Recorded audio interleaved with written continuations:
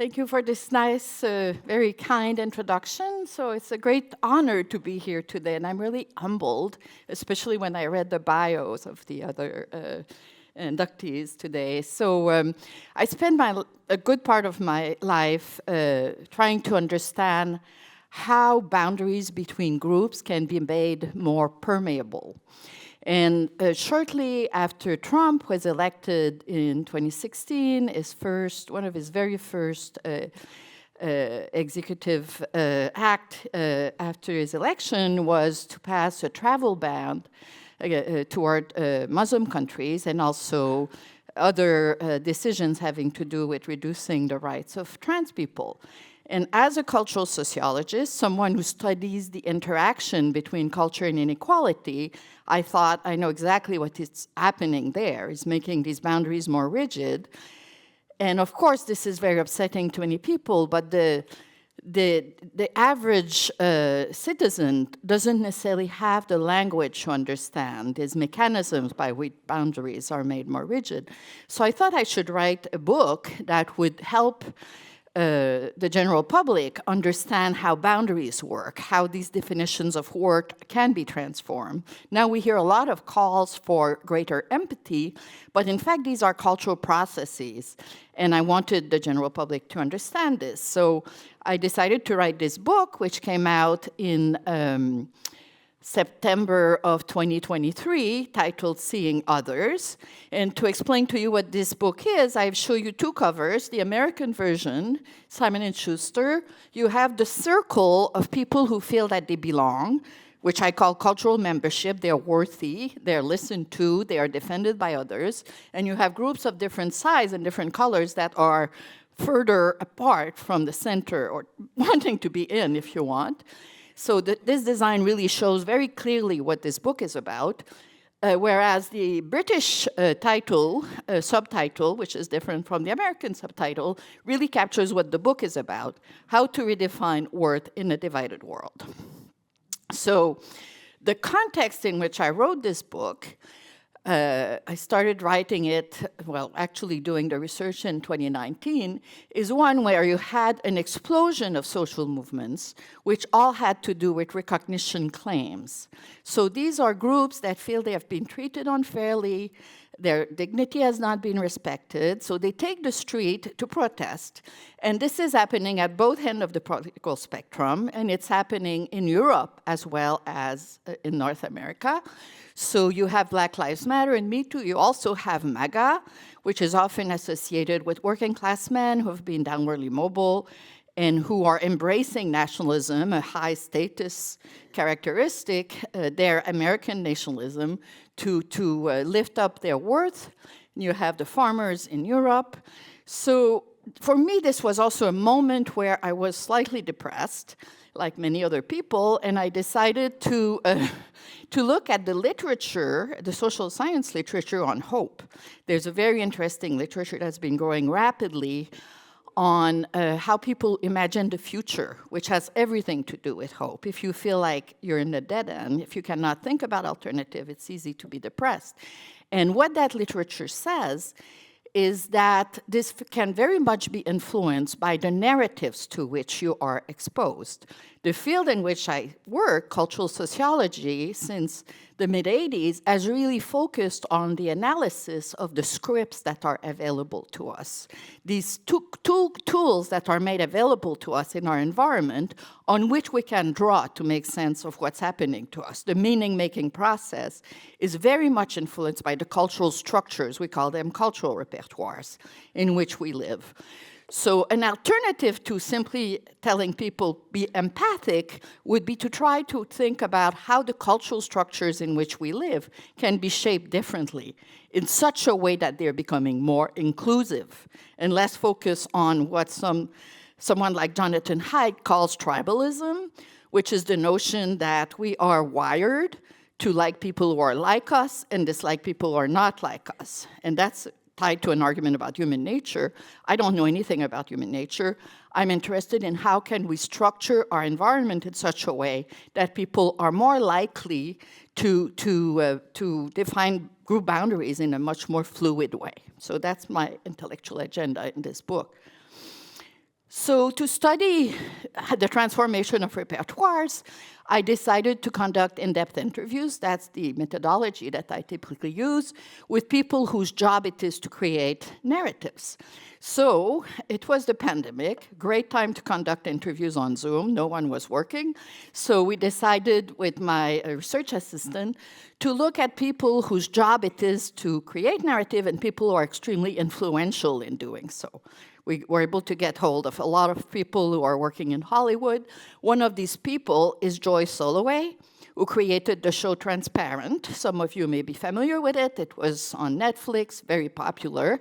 And it tells the story of a woman who, her advanced middle age, is a trans woman. And she has, after having transformed her identity, she has to negotiate this new identity with her adult children. So when I interviewed Joy Soloway, they explained to me that the reason they were doing this show is to make trans people less abhorrent, more understandable, and also to show trans people in more multidimensional way, less stereotypical way. And these are words that we heard time and time again with all the interviews that we conducted, which have to do with recognition, with destigmatization. So the T-shirt I see you, this is an expression that became extremely popular with Gen Zs. And so the book is in part with people who are doing creating narrative that become very influential and diffuse broadly in society, but we also look at the problem from the bottom up by interviewing Gen Zs who are receiving these messages, but also trying to think of their life differently. What are the challenges that they're encountering, how they would like to live their life differently. The other T-shirt is, of course, something that many of you recognize. It became a very popular poster on many lawns in the US during the pandemic as well, and it embraces what I called ordinary universalism. The slogan, "Love is love," became very important in the fight for same-sex marriage, and of course, "No human is illegal" became very salient in the context of the defense of undocumented immigrants. So the broader agenda is also to think about social resilience as something that is built through the institutions that we create and the cultural repertoires that structures our environment. So an example of how social resilience results from institutions would be same-sex marriage laws that were not passed to provide messages about recognition, but they had a direct effect on a decline in attempted suicide among LGBTQ high school students. So it's a case where the production of meaning and their diffusion, broad diffusion, ends up providing messages to groups that they are worthy, and it has a direct impact on their well-being. So the key concepts here are the concept of recognition. It's been associated with Hegel, but more in the last decades, there's been an important debate between two philosophers, Axel Honneth and Nancy Fraser, which had to do with the politics of distribution recognition.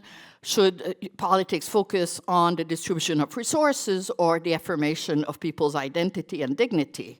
So Honneth provides a definition of recognition as a social act by which the positive social worth of individuals or group are affirmed. So what's important here is that it's intersubjective. It's something that other human beings can give you, and it's a social act. It's something that we accomplish as we interact with each other. So it's not inborn, it's really a cultural process. It's often talked about in relation to stigmatization, which is just the opposite, defining people as unworthy. And those two cultural processes operate all the time as we lead our life. And they result in definitions of cultural membership, where different groups are defined as more or less worthy, and with this comes a shared understanding about our obligations toward other people. So a group that is deeply stigmatized, we will not think that we owe them anything. So for instance, the notion that we should not support drug addicts or, homeless people or immigrants or undocumented immigrants would be associated with this. And these, So when it comes to the actual research, We did 185 interviews with these change agents, as well as 80 interviews with college students, both before and during the pandemic. And we tried to capture what kind of messages that they were trying to produce and why. And the context is really, decades of growing inequality, where the American dream is in deep crisis. We know that millennials, after 2008, very much felt like the American dream was not for them.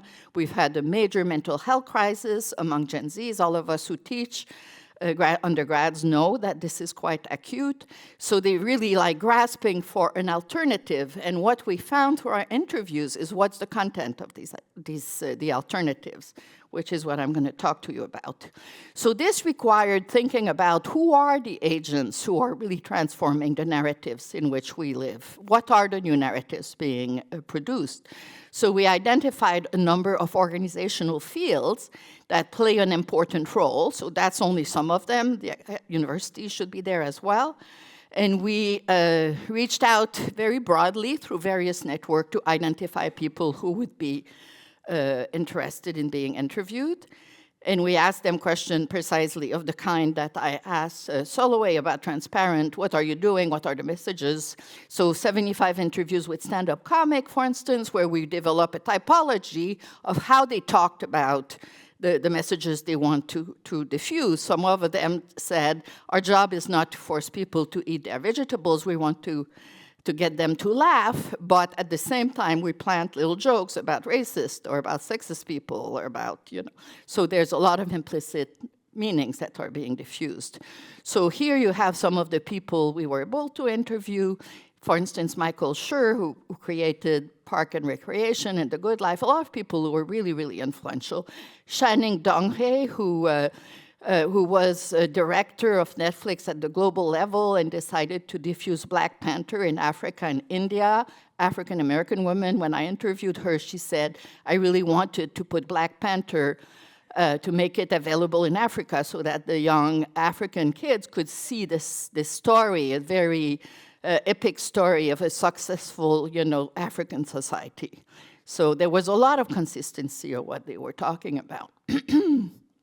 So the book, like the the president speaker, I will say I'm talking New York fast here. So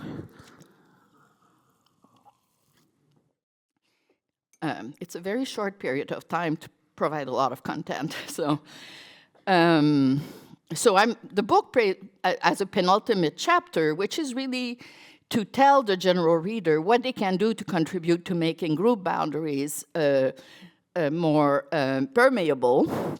So one of them is to try to think about how do we move from a shared definition of who's worthy that tends to be very unidimensional, based basically on a very dominant conception of success, that we should all be college-educated professionals, toward a much more multidimensional understanding, pluralistic understanding that also allows people who do not have the college degree that has become, the basis for a caste system in the US, to also think of themselves as successful.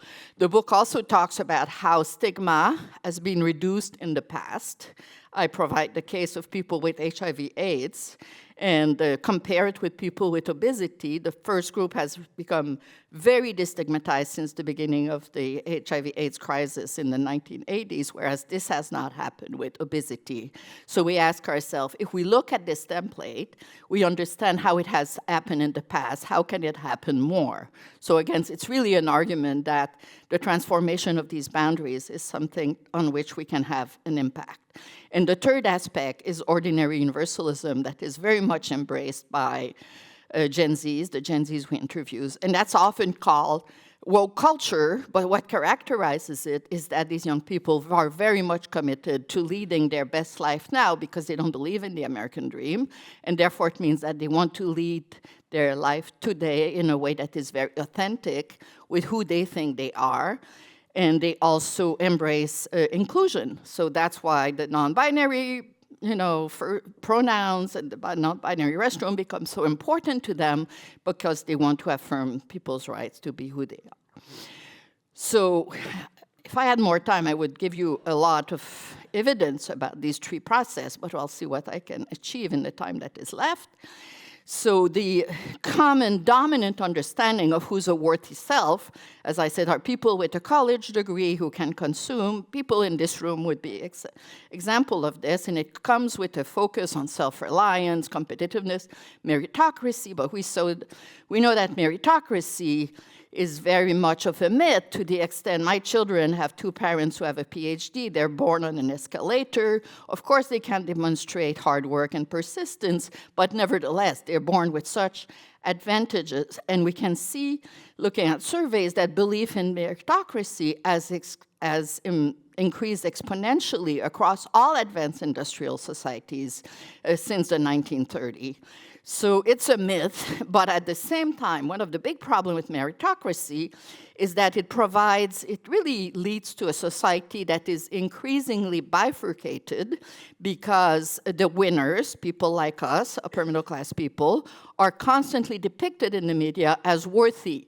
Someone did the content analysis of entertainment television for the last 50 years, and he shows very clearly that there's very few working class people who are presented in entertainment television as worthy people. They're also always, ridiculous. Bart Simpson, the father, is a total idiot. So in this context, it's very difficult for working class people to ever think that anyone respects them. And that has operated hand in hand with growing inequality, desindustrialization, to feed the death by despair that Anne Case and Angus Deaton have written about, really aggravated conditions in the context that the working class has not only lost a lot of speed in terms of their purchasing power, but also they're becoming much more deeply stigmatized. And this, of course, is feeding the mega movement. So against this background, let's see how we can attack this situation that is so negative. So I'll just give you one example. There's one of the artists I interviewed, Hank Willis Thomas, did this video where he asked 130 black men across the country, what does it mean for you to be a black man? And he discovers they have absolutely nothing in common but the fact that they experience microaggressions all the time. And this video, which you can see on YouTube, was then used by a philanthropy and was projected in over 2,000 community centers and high schools across the country to create conversations. And the goal of this conversation was precisely to move toward destigmatizing black men. So that's one example among many, but it's a very important one because it illustrates something that the book focuses on, which is what I call recognition chains, these kinds of collaboration that connect the cultural producers who create new narrative and the philanthropies that play a crucial role in scaling up the messages and making them widely diffused. Ford Foundation has played a very crucial role in this because as soon as Darren Walker became the president of the foundation in the early 2020 and 2013, he said, we're going to fight inequality through 4 pillars. One of those pillars is what he called, it doesn't matter, but it's a focus on narratives. And for instance, they sponsored the film Roma, which was shown on Netflix, which won an Oscar. And what Roma is about 2 domestic workers in Mexico City. One of them is thinking of having an abortion. And what the film does is really humanize and really destigmatize, make them visible. It's not only about destigmatizing, it's also about making them visible. So that's an example of destigmatization. So all this to say, I'm wrapping this up now, it's about really diffusing a much more pluralistic understanding of who's worthy. And now I'm not going to have time to talk much about the other 2 processes, but I'm just going to say what we know about the destigmatization of people with HIV/AIDS is that knowledge producers, all of us, journalists, social scientists, legal researchers, medical researchers, we all have played a crucial role in diffusing the notion that anyone can have AIDS. At the beginning, it was viewed as the disease of gay men who spend too much time in public restroom having sex with all kinds of random people. Now we know that this is not the case at all. And it has, whereas people who are obese are still viewed as basically lazy people who are not able to take care of themselves. So we can really trace the career of such stigma to understand how groups that have historically been stigmatized are not anymore. How does this happen? And finally, the Gen Zs, there's a chapter of the book that is on Gen Zs, where we look at how do they think a good life looks like, and we show that they're braiding different repertoires that had not been as present. I'm a boomer. You know, these young people are connecting, they're young Americans. They think you have to be agentic, take your life in your hand, be an entrepreneur, put together a life. But they talk a lot about the work-life balance, which was absolutely not central to the life of boomers. Those of us in the room will know. And they are also embracing this ordinary universalism, this woke culture that I talked about.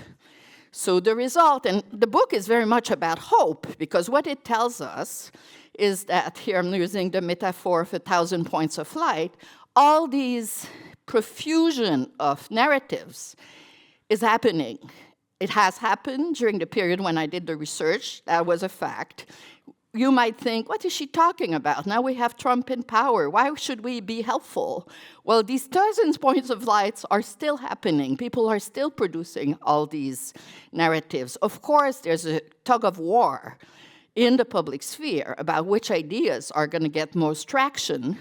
And we had pre-pandemic, before Trump's election, posters such as this one that were very much all over the lawns again, across the country, defending undocumented immigrants. Well, we have really a lot of resistance that is bubbling up right now, as we saw over the last 2 weekends with the large demonstration.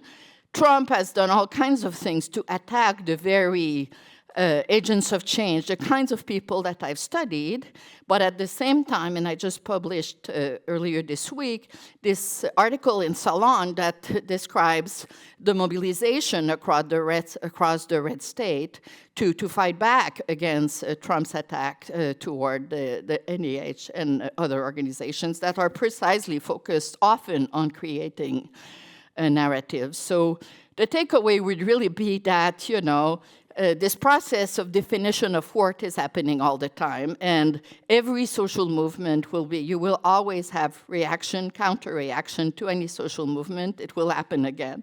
We simply, you know, I think have to stand. So you will ask also, well, what do we know about these college-educated Gen Zs we interviewed are very progressive. It's a generation that very much defines itself through its progressivism. Between May and December, I've been involved in a research project that focuses precisely on the Gen Zs who are not in college, the non-college educated youth. We're comparing workers in Manchester, New Hampshire, and Manchester, UK. And we're focused precisely on how they gain recognition through politics, with a lot of them staying away from it because they think it's an absolutely corrupted world. They think it's all drama, it's all anger, there's nothing to be gained from it. But some gain recognition through the MAGA movement because Trump claims to be really serving them. But I'm defining all of this to you to see research. We're now turning toward the other end of the political spectrum to understand the definition of worth as it operates toward the more conservative end of the political spectrum. So there's so much more that I could say. We have a few minutes for questions, but I thank you for your attention, and we can discuss a little bit. Thank you.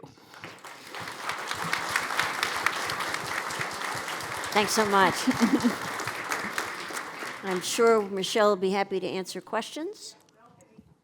Balcony, do we have a microphone up there? Okay. It's coming around. Thank you, Michèle. There's like 6 hands up there. Hi, thank you.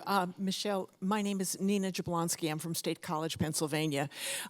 Your work speaks to the increasing the porosity of established groups, regardless of how those groups were formed. Sometimes, in fact, in many cases, groups were not formed with any kind of consent or with any real evidence, such as racial groups in most parts of the world. I study the evolution of skin and skin color and color-based race. And around the world, dark-skinned people face incredible stigmatization and peripheralization simply because of being labeled as inferior because of their dark skin.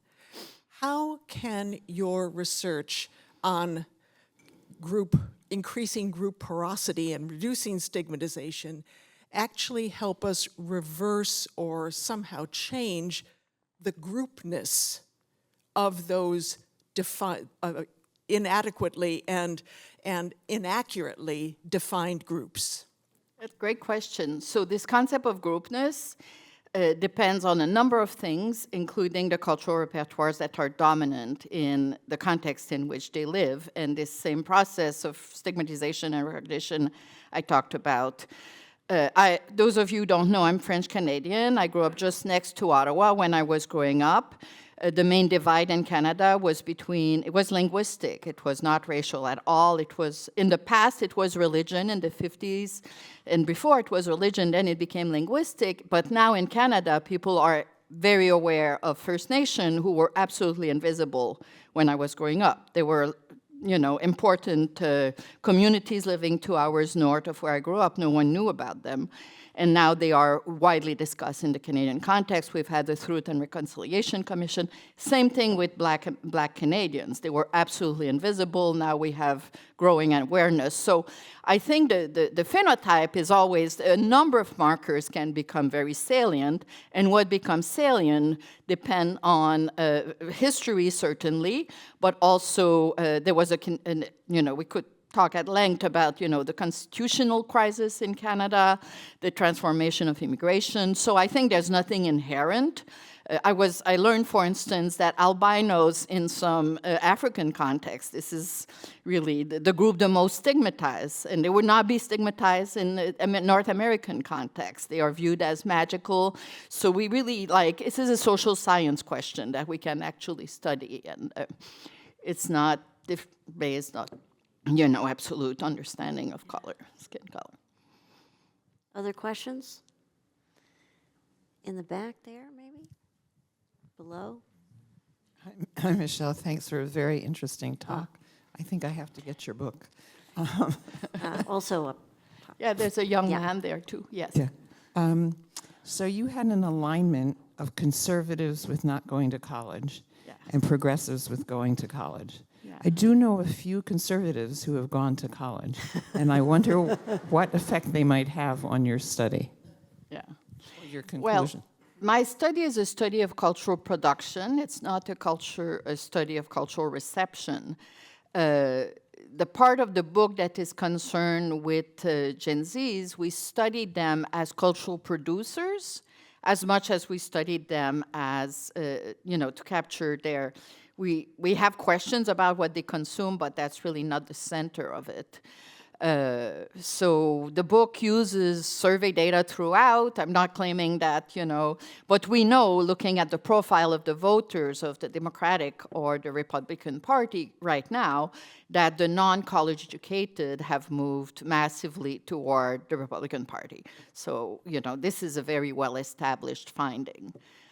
So that's not, your question is excellent, but the purpose of I'm not a survey researcher, I'm not even an electoral expert, but right now I'm very interested in how the non-college educated youth, which is a group that is not studied at all, understand politics. And what we discover in our interview is that they really tie moral boundaries with class boundaries. So when you tell them what are the words you associate with politics, they say corruption. So it's all moral boundaries directed at people above. So it has to do very much with recognition, but that's a framework that political scientists don't use at all.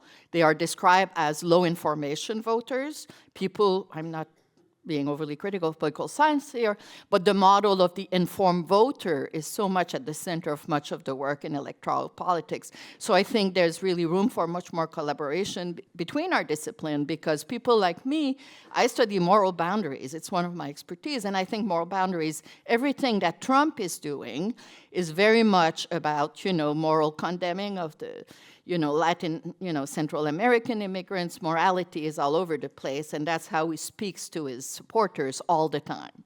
And the idea that, what he sells to his supporters is, I'll give you recognition by making sure that all the resources come to people like us, because there's a scarcity of resource.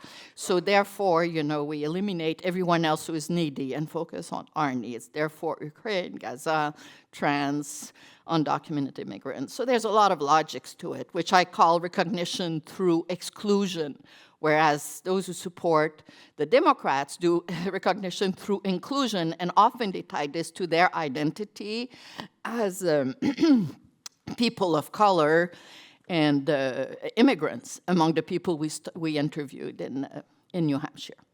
I'm sorry for the long response. No, quite all right. Thank you. I think, one final question, if someone has a microphone in the back, and please identify yourself. Susan, can you hear me? Hello, Susan Fisk, retired from Princeton University, now in Jamaica, Vermont. So I'm very interested in the way you understand recognition and its relationship to porosity. So it seems like there's a mix of processes going on here. Part of it is recognizing your definition of yourself as a group member and a category, but not making that overly rigid. And is it about respect, or is it about trust and morality? So maybe you could elaborate a little bit on exactly what it is. Sure. So thank you so much for this question, Susan. That's where my field and yours overlap. And your work has been extremely important in this line of research. In the UK, especially, you have social identity theory that has been extremely influential and is also influential in the US to a large degree. In sociology, the work of Richard Jenkins, which I did not reference, but which I use in my talk, this dynamic between social how other groups define your group, which is called group categorization, and self-identification. What meaning do I associate with myself? And those two elements are constantly at play. So these questions are studied, approached slightly differently across the discipline, but our disciplines certainly converge there. We're much less focused on the micro processes, people like me, because the interaction with the process, the way we understand groupness, if you're interested in my view of this, it would be a book that I co-authored titled Getting Respect, Response to Stigmatization and Discrimination in the US, Brazil, and Israel, where we have groups that are stigmatized in the three countries: blacks in the US, blacks in Brazil, blacks in Israel, Ethiopian Jews, plus two other groups in Israel that are stigmatized: Mizrahim, Oriental Jews, and Palestinian citizens of Israel. And we interviewed them on how they experience discrimination and respond to it, and we show that the patterns are very much connected to how the groupness of each of these groups is expressed in a context where the dominant ideologies, the American dream, racial democracy in Brazil, frame their integration in radically different terms. So those are the things that sociologists really focus on that would not be part as much of the way that the question is framed by psychologists. But there's a lot of overlap there. Thank you. And Welcome. again, thanks so Thank you. much. Thanks.